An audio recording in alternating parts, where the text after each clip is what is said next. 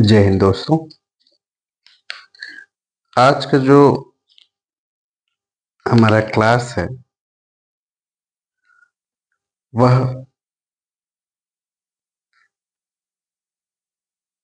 हड़प्पा सभ्यता या सिंधु घाटी सभ्यता या सिंधु सभ्यता, कांस्य युगीन सभ्यता, है ना। बहुत सारे इसके नाम हैं और बहुत ही मजेदार यह टॉपिक है भी। इससे बहुत सारे क्वेश्चंस आते हैं यूपीएससी, पीएससी, एसएससी और एग्जाम्स में।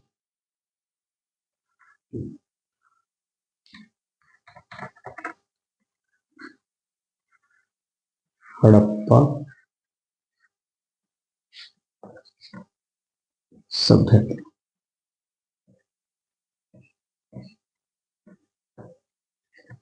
या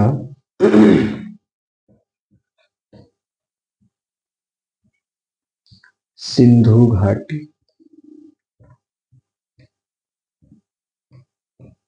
सभ्यता या सिंधु सभ्यता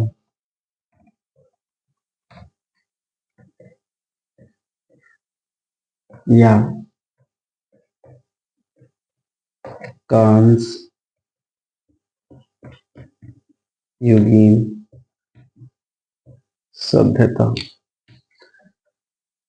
बहुत सारे इस सभ्यता के नाम हैं, है ना। एक चीज आज थोड़ा समझ लेना बहुत जरूरी है। सभ्यता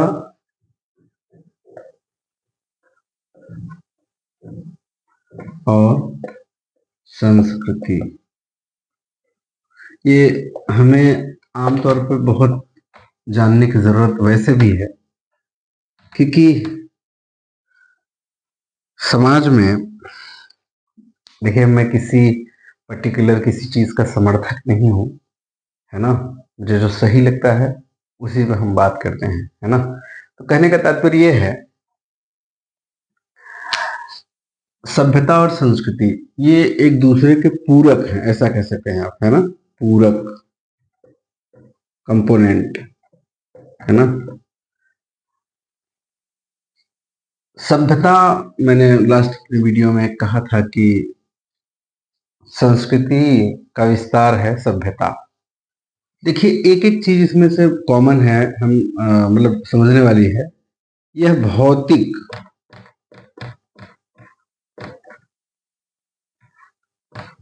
विकास की बात करता है ना। भौतिक विकास, और ये मानसिक विकास का, मानसिक विकास, मानसिक।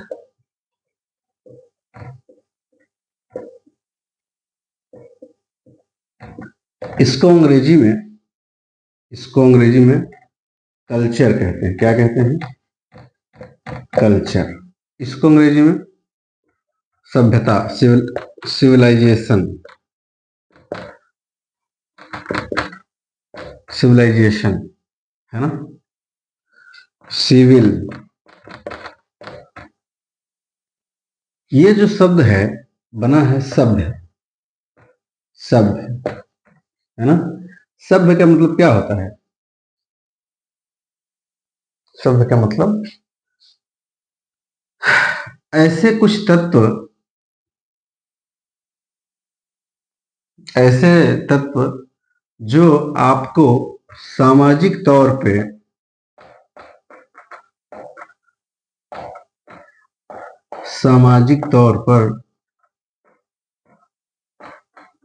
रिस्पॉन्सिबल, जिम्मेदार बनाते हैं, या आप उस योग्य बन जाते हैं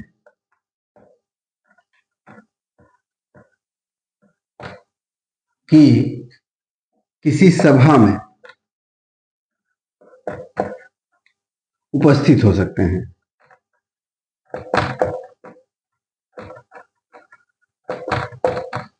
कहने का तात्पर्य यह है, 10 लोगों की एक सभा यहां पर बैठी हुई है ना। राम की श्याम के, गीता के, मीना के, है ना, शिखा के, शर्मिला के, बहुत सारे लोग, है ना, इसमें सारे लोग बैठे हुए हैं। इन लोगों में इनकी, अब यहाँ पे एक बंदर अगर आ जाएगा तो कैसी हरकत करेगा? एक बंदर आ जाएगा तो अजीब किस्म की हरकत करेगा। लेकिन अगर यही बंदर सिविलाइज हो जाए तो उसे आप आसानी से इस सभा में, जैसे कुछ एक बंदर होते हैं जो ट्रेंड हो जाते हैं, उन्हें ट्रेंड करके आप इसमें आप शामिल कर सकते हैं, है ना। तो उस बंदर का क्या, वो बंदर क्या हो गया? सभ्य रूप में हो गया। मानसिक रूप से आप जैसे,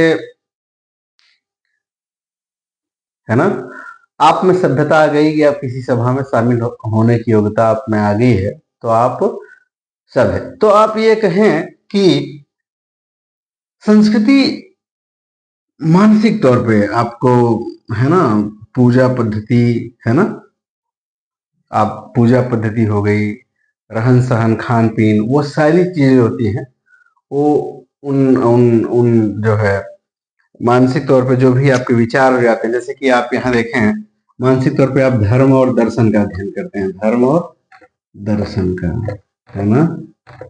जैसे आपको ये समझ हो जाए क्या करना चाहिए क्या नहीं करना चाहिए, है ना, क्या उपयोगी है क्या अनुपयोगी है, इस बात की अगर समझ आप में है तो आप कल्चर्ड हैं, है ना। प्राचीन काल में, आजकल अभी एक और चीज हम जोड़ सकते हैं, विज्ञान, है ना। प्राचीन काल में धर्म और दर्शन हुआ करते थे, अभी क्या है? धर्म, दर्शन और विज्ञान।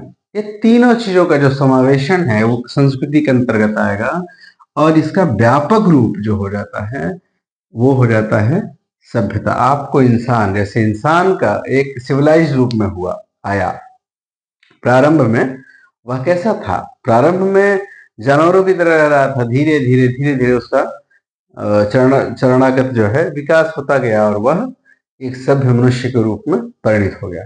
हालांकि हम इस पे अगर जाएं तो विवादास्पद चीजें निकल कर आएंगी। जैसे कि मैं कहूं कि जब सारे लोग जानवरों की तरह रहे तो उसमें कौन समझ रहा है कि कौन सभ्य है कौन असभ्य है ना। धीरे धीरे धीरे धीरे चीजों मेंटली डेवलपमेंट होता गया, और फिर हमें ये समझाने लगा कि सभ्य कौन है, असभ्य क्या है, फिर एक पैमाना बन गया, है ना।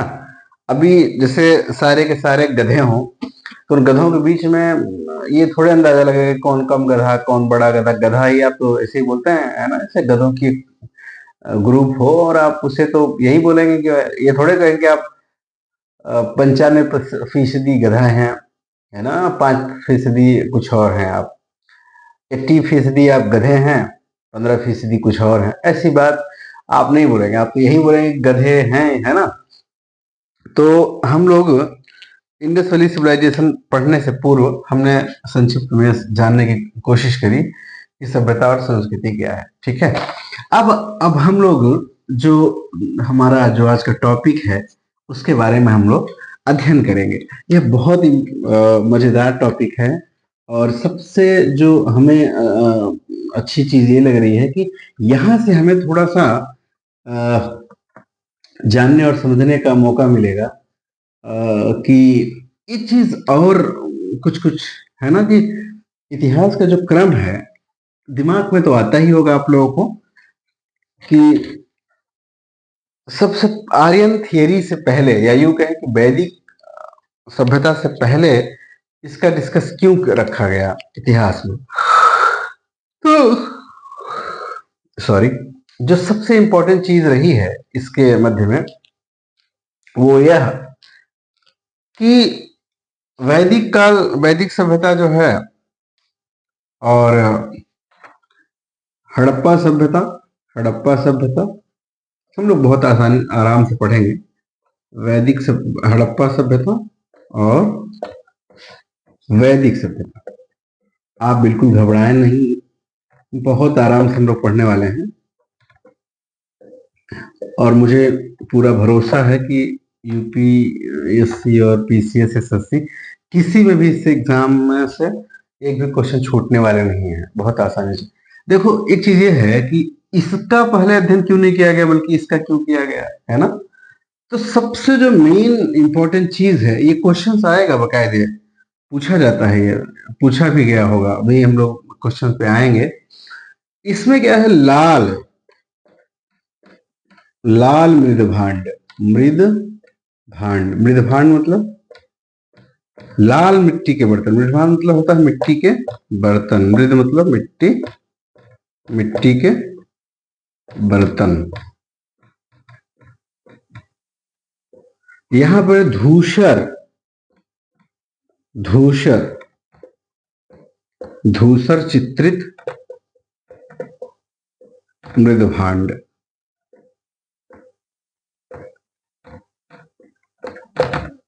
है ना, मृदभांड। आप ये देखें, यह जो वैदिक सभ्यता है यह ग्रामीण सभ्यता है। कैसी सभ्यता है, ग्रामीण सभ्यता है। और हड़प्पा सभ्यता जो है नगरी सभ्यता है, नगरी सभ्यता। तो आपके जेहन में आता होगा कि भाई आते ही क्या हड़प्पा घाटी सभ्यता नगरी सभ्यता हो गई? नहीं। और जब हड़प्पा घाटी सभ्यता के बाद जब आता है वैदिक काल, तो है ग्रामीण क्यों? आप शहरी से ग्रामीण थोड़े होंगे और आप और डेवलप होंगे, है ना। आपको एक बात बताता हूं, जब हम लोग ताम्रपाषाण कालीन संस्कृति के बारे में पढ़ रहे थे तो हमने एक बार जिक्र किया था इनाम गांव, इनाम गांव। बहुत आप ना आराम से हम लोग करेंगे, बिल्कुल टेंशन लेने की कोई आवश्यकता नहीं है, बहुत आराम से हम लोग अध्ययन करने वाले हैं। इनाम गांव और दायमाबाद, पता है ना आपको दायमाबाद किस महाराष्ट्र के किस जिले में है? अहमदनगर में, बताया था मैंने, दायमाबाद। ये दोनों जगह पे कांस, कांस, कांसे का, कांस के बर्तन, सॉरी, औजार प्राप्त होने लग गए थे। और शहरीकरण, हमने बोला था कि शहरीकरण के करीब पहुंच गया है, शहरीकरण के करीब। अब बात यह हो जाती है, तो हम ये कह सकते हैं कि ताम्रपाषाण कालीन सभ्यता नगरी सभ्यता थी? नहीं, बिल्कुल नहीं थी। यह करीब करीब शहरीकरण के करीब पहुंच गई थी, है ना। लेकिन और भी जो ताम्रपाषाण कालीन स्थल थे वहां पे ऐसी चीजें दिखाई नहीं पड़ रही थी। परिणाम स्वरूप कहा गया कि नहीं, ताम्रपाषाण कालीन सभ्यता शहरी सभ्यता नहीं थी। इसीलिए तो इसको इसको प्राग, प्राग हड़प्पा भी बोल देते हैं, प्राग हड़प्पा, प्राग हड़प्पा, प्राग हड़प्पा। या यूं कहें कि शहरीकरण की शुरुआत कुछ कुछ चीजें होने लग गई थी, हड़प्पा घाटी से कुछ मिलती जुलती तस्वीरें साफ होने लग गई थी, है ना। तो अब हम लोग देखेंगे, तो आप ये समझ गए होंगे कि हड़प्पा घाटी सभ्यता का अध्ययन क्यों किया गया पहले, और वैदिक सभ्यता का अध्ययन क्यों नहीं किया गया, है ना। हम लोग इस पर भी जब वैदिक काल हम पढ़ेंगे तो इसमें डिटेल पढ़ेंगे कि यह सभ्यता जो है क्यों ऐसी हो गई और यह सभ्यता ऐसे क्यों नहीं हुई, ठीक है। शहरीकरण ये क्यों हो गई, वो ग्रामीण सभ्यता क्यों रही, हम लोग इसके बारे में अध्ययन करेंगे। अब फिलहाल हम लोग अध्ययन करेंगे हड़प्पा घाटी सभ्यता क्या है ना। इसे हड़प्पा घाटी सभ्यता ही क्यों कहा जाता है, इसे सिंधु घाटी सभ्यता ही क्यों कहा जाता है ना। कांस्य युगीन सभ्यता इसे क्यों कहा जाता है ना। विश्व की पहली ऐसी सभ्यता है जो नगरी सभ्यता है। मैं ये कहूंगा कि इसके जब यह सभ्यता बढ़ रही थी, है ना, विकसित हो रही थी, तो उसी दौरान मिस्र की सभ्यता, मेसोपोटामिया की सभ्यता दजला फरात नदी घाटी के मध्य में विकसित हो रही थी। वह सभ्यता ग्रामीण सभ्यता थी, किंतु यह सभ्यता यानी हड़प्पा सभ्यता, हड़प्पा सभ्यता नगरी सभ्यता थी। विश्व की पहली नगरी सभ्यता है यह, है ना। बताइए कितनी मजेदार बात है कि विश्व की पहली सभ्यता नगरी सभ्यता भारत, मतलब भारतीय महाद्वीप में विकसित हुई। और वर्तमान में भारत का जो है लगभग 31%, शहरी क्षेत्र है भारत में, शहरीकरण, है ना। मजेदार बात, थोड़ा सा ध्यान देने की जरूरत है। कृषि आप करिए, कृषि के साथ साथ वो भी, खैर ये हम लोग ऐसे अभी बात कर रहे हैं। और अभी फिलहाल अब हम लोग बात करेंगे हड़प्पा सभ्यता। हड़प्पा सभ्यता क्यों कहा जाता है इसे, या सिंधु घाटी सभ्यता क्यों कहा जाता है, सैंधव सभ्यता इसे क्यों कहा जाता है ना। सैंधव, सैंधव या कांस्य युगीन, ये और ये तो लगभग सेम है, सिंधु सैंधव। हड़प्पा, हड़प्पा ये जो जगह है ये पाकिस्तान का, पाकिस्तान पाकिस्तान का जो है पश्चिमी हिस्सा, पश्चिमी हिस्सा,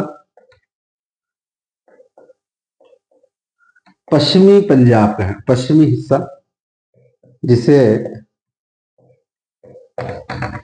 जिसे पाकिस्तान, जिसे पंजाब, जिसे पाकिस्तान का पंजाब कहा जाता है ना, पाकिस्तान का पंजाब, है ना। उस क्षेत्र के अंदर हड़प्पा,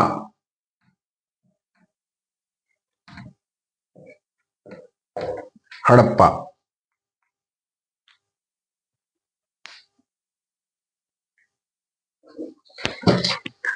हड़प्पा नामक जगह की, हड़प्पा नामक जगह की खोज की गई। और यह जगह जो है, यह जगह सिंधु नदी के, सिंधु नदी के तट पर स्थित है, तट पर स्थित है। इसलिए पहली बार जो अवशेष पाए गए सिंधु घाटी के, यानी अवशेष में क्या, मोहरे पाई गई, क्या पाई गई, मोहरे, मोहरों का अवशेष मिला। तो वो कहाँ मिला, हड़प्पा, सिंधु नदी के तट पर स्थित हड़प्पा नामक स्थल पे। इसीलिए जितने भी क्षेत्र हुए, लगभग हम ये कहें कि उत्तर प्रदेश, है ना, कश्मीर, कश्मीर, दायमाबाद, या यहाँ पे देखें हम सुत कांगेडोर, सुत कांगेडोर, सुत कांगेडोर, और भी वो जगह है, हम लोग बात करेंगे। तो ऐसे अभी भारत में प्रमुख रूप से तो हरियाणा, पंजाब, राजस्थान, महाराष्ट्र, उत्तर प्रदेश, अनेक ऐसी जगहों पे जो अवशेष पाए गए, वो सारे के सारे किसके अंतर्गत डाल दिए गए, हड़प्पा। तो हड़प्पा घाटी सभ्यता को हड़प्पा घाटी सभ्यता क्यों कहा जाता है, क्योंकि इसके पीछे एक कहानी है। 1853 ईस्वी में पंजाब में अंग्रेजी सरकार रेलवे लाइन बिछा रही थी। उसी दौरान यह जो कार्य है, रेलवे लाइन का जो बिछाया जाना था, वह अलेक्जेंडर कर्निंघम, अलेक्जेंडर कर्निंघम के अध्यक्षता में किया जा रहा था। वहां पे खुदाई के दौरान कुछ पकी ईंटें प्राप्त हुई। अब वो रेलवे लाइन बिछा रहे थे, उन्हें तो ईंटें मिल गई और धड़ाधड़ ढेर सारी ईंटें निकाले, जिससे इतिहासकार कहते हैं कि उस बहुत सारी ईंटें निकाल लेने से जो भवन के, जो बिल्डिंगों का, जो इमारतों का जो स्ट्रक्चर था, वह थोड़ा सा ना बिगड़ा। अभी आप ये देखेंगे कनिंघम साहब को जब ये जगह मिला, वहां पे कुछ एक मोहरे मिली, एक मोहर मिली। उस मोहर में, हड़प्पा में सबसे पहले क्या मिला, मोहरे, मोहरे, उस मोहर में वृषभ, वृषभ बैल होगा, है ना। वृषभ यानी बैल, बैल का चित्र अंकित था। अंकित मतलब बना हुआ था, है ना। वृषभ बैल का चित्र अंकित था। अब आप ये देखें, और इसके साथ साथ में 6 अक्षर लिखे हुए थे। कितने? 6, जो आज तक पढ़ा नहीं गया, पढ़ा नहीं गया, नहीं गया। इससे एक बात और क्लियर होगी। मैं पूछूं कि हड़प्पा घाटी सभ्यता कैसी संस्कृति है, कौन सी, किसके अंतर्गत आएगा, तो आप बताएंगे आद्य ऐतिहासिक, आद्य ऐतिहासिक, है ना। आद्य ऐतिहासिक। क्यों, क्यों आद्य ऐतिहासिक? क्योंकि 6 अक्षर यहाँ पर लिखे हुए पाए गए हैं, है ना। तो लिखा तो गया है, लेकिन मैंने कहा अभी तक पढ़ा नहीं गया। तो लिखा तो गया पर पढ़ा नहीं गया, वह आद्य ऐतिहासिक होता है। तो हड़प्पा घाटी सभ्यता में चीजें लिखी तो गई हैं पर पढ़ी नहीं गई, इसलिए इसे किसके अंतर्गत रखेंगे? वेरी गुड, आद्य ऐतिहासिक। तो आप कहेंगे सिंधु घाटी सभ्यता आद्य ऐतिहासिक सभ्यता है, ऐसा कह सकते हैं आप। अब इन मोहरों में वृषभ बैल और 6 लिखे गए, जो अभी तक पढ़ा नहीं गया। अब एक मजेदार बात यह है, हम लोगों ने समझा, अच्छा अब हम लोग समझ गए हड़प्पा सिंधु घाटी सभ्यता क्यों कहते हैं। इसका जो, अब ऐसे 40 ऐसे जगह हैं, 40 ऐसी साइटें हैं, स्थल हैं। मिटाते चले, मिटाते चले। आनंद आ रहा है नहीं आप लोगों को?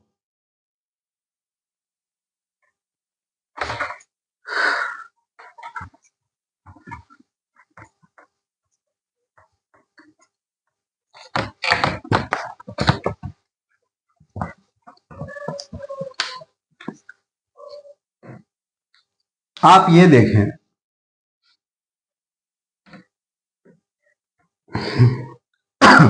सिंधु घाटी सभ्यता इसे क्यों कहा जाता है ना। सिंधु नदी के, सिंधु नदी घाटी में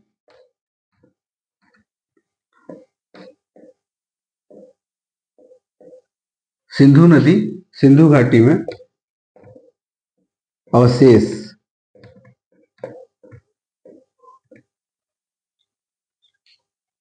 सर्वप्रथम पाए गए, पाए गए, इसलिए जो है इसे सिंधु घाटी, है ना। आप ये देखें, अब तक ये जो है, जब ये मतलब आजादी के पहले तक लगभग लगभग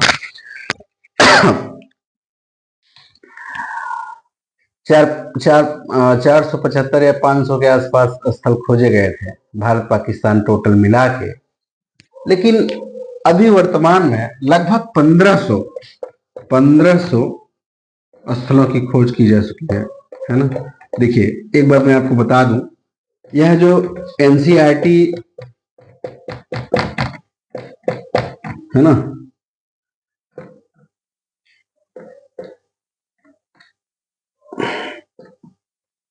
ट्वेल्थ क्लास है, Ramsharan Sharma, R S Sharma sir की, उसमें 1500 है। लेकिन अब तक ना, अभी जो लेटेस्ट वर्जन जो आने वाला है एनसीईआरटी का, उसमें 2800 जगहों का जिक्र किया गया है। 2800 जगह, 2800 स्थल खोज लिए गए हैं।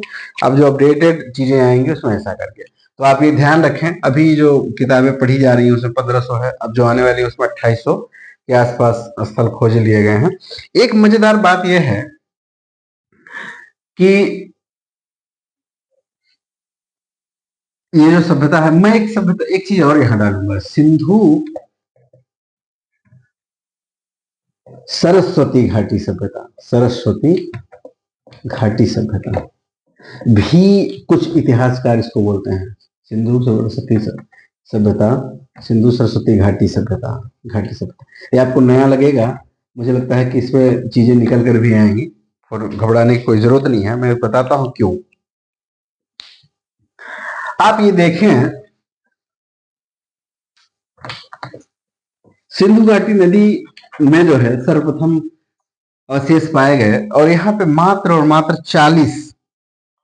40 जगह सिंधु घाटी में केवल 40 स्थलों की खोज की गई। 40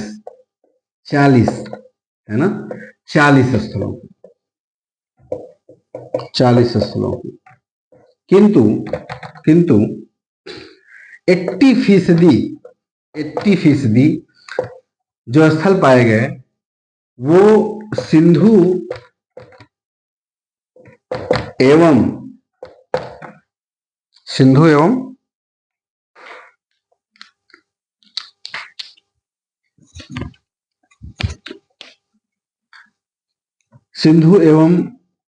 गंगा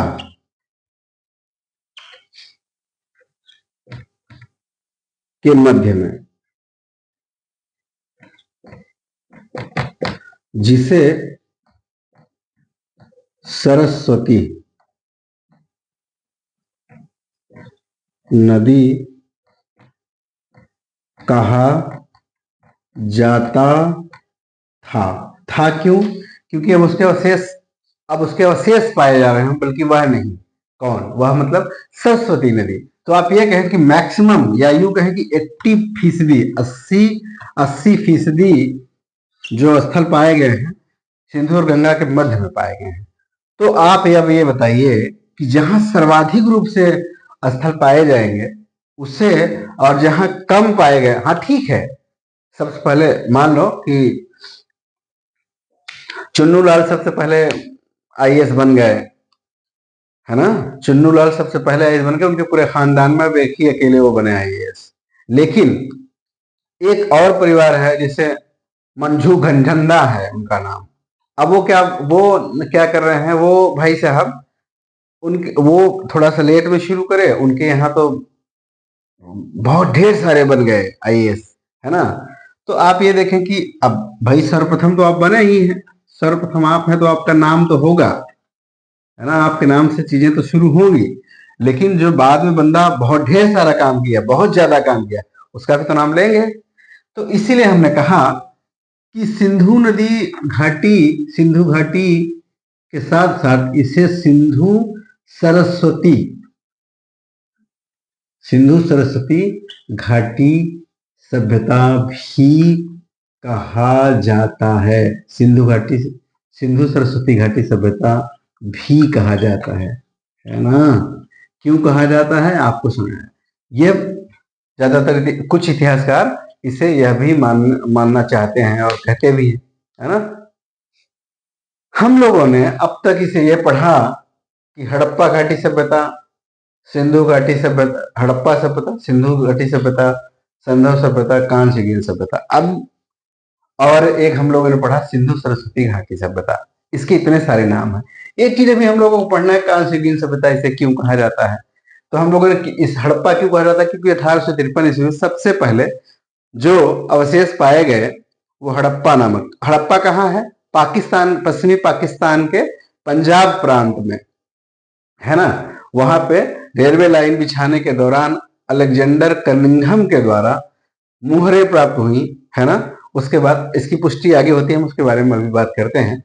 तो सबसे पहले वहां पे इसकी खोज हुई, इसके लिए इसे हड़प्पा घाटी सभ्यता के नाम से जाना जाता है।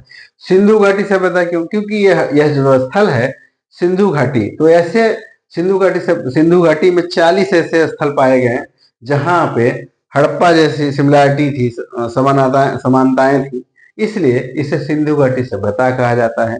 सिंधु घाटी सभ्यता के साथ साथ इसे कांस्य युगीन सभ्यता भी कहा जाता है। कांस्य युगीन सभ्यता क्यों, क्योंकि हमने ताम्रपाषाण कालीन सभ्यता में पढ़ा था कि ताम्रपाषाण कालीन, इसमें तांबे का उपयोग सर्वाधिक रूप से हुआ है, इसलिए इसे ताम्रपाषाण कालीन सभ्यता कहते हैं। किंतु इस सभ्यता के अंतर्गत कांसे का सर्वाधिक उपयोग हुआ है। किसका उपयोग हुआ सर्वाधिक? कांसे का सर्वाधिक, है ना। टिन और पीतल को मिलाकर जो बनाया जाता है उसे कांसा बोलते हैं। कांसे का सर्वाधिक उपयोग होने के कारण इस सभ्यता और संस्कृति, तो प्रश्न एक उठता है कि सिर्फ इसमें क्या लोहे का आविष्कार हुआ था? इसमें लोहे की खोज अभी तक नहीं हुई है, लेकिन कांसे की खोज हुई है। कांसे के सर्वाधिक उपयोग के कारण, सर्वाधिक प्रयोग के कारण इस संस्कृति को कांस्यकालीन, कांस्य युगीन सभ्यता भी कहा जाता है। तो अब हम लोग इतने सारी चीजों के बारे में हम लोगों ने अध्ययन किया। हड़प्पा सभ्यता, सिंधु घाटी सभ्यता, कांस्य युगीन सभ्यता, ये दोनों सिमिलर है। कांस्य युगीन सभ्यता और सिंधु सरस्वती घाटी सभ्यता भी कहा जाता है। हमने बताया सिंधु सरस्वती घाटी सभ्यता क्या है, क्या क्यों इसे सिंधु सरस्वती घाटी सभ्यता भी कह सकते हैं। तो आप मेरी इन बातों को समझ पाए? ठीक है, अच्छी बात है।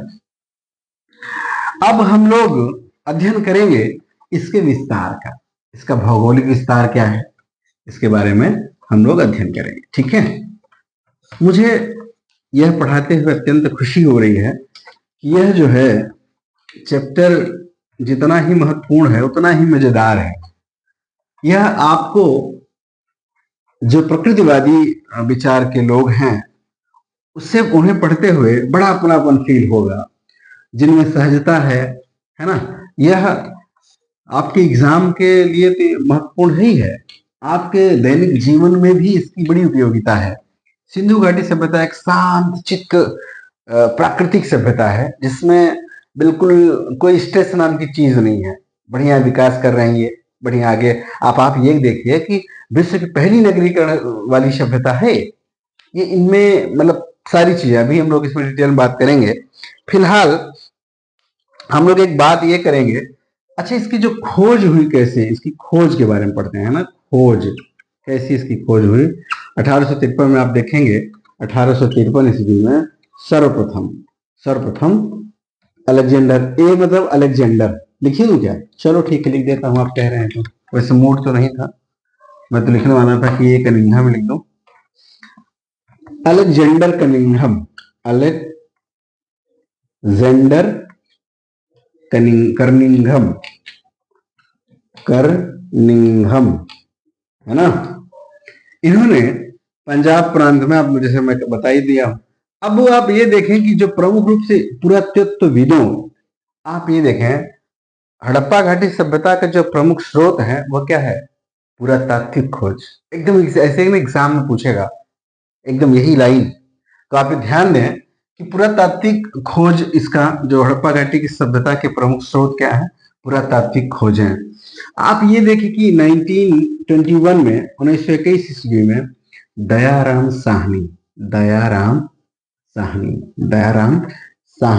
साहनी साहब ने हड़प्पा, किसकी खोज की? हड़प्पा सभ्यता की खोज की। कब की?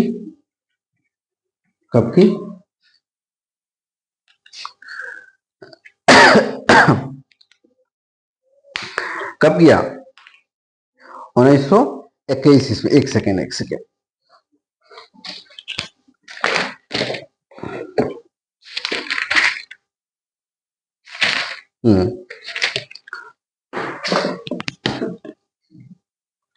1921 ईस्वी में दयाराम साहनी ने हड़प्पा की सभ्यता की खोज की। और 1922 ईस्वी में राखाल दास बनर्जी, है ना, बनर्जी ने मोहनजोदड़ो,